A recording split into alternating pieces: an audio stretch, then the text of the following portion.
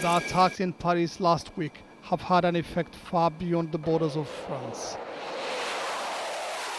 French fighter jets launched their biggest raids in Syria to date.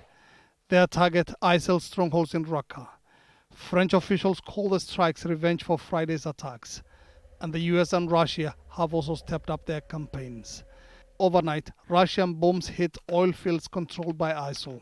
This is going to be another, in my view, strategic mistake that the West is dealing with a second war on terrorism, which is not going to be any different from the first war on terrorism that failed miserably and replaced Al-Qaeda with Daesh. Russia began its airstrikes in Syria at the end of September. It has always said its main target is ISIL, but most of its bombs have hit territory held by other groups opposed to its ally, President Bashar al-Assad.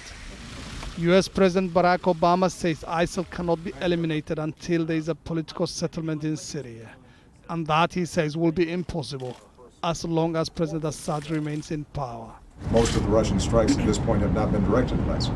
They've been directed at propping up the Assad regime. So they will have to make a fundamental shift, I believe, in policy. But despite international criticism, Assad's position appears to be strengthening. In his latest interview, he downplayed ISIL's strength in Syria. If you want to talk about the strength of ISIL, the first thing you have to ask is how much of an incubator, real incubator, natural incubator, you have in a certain society.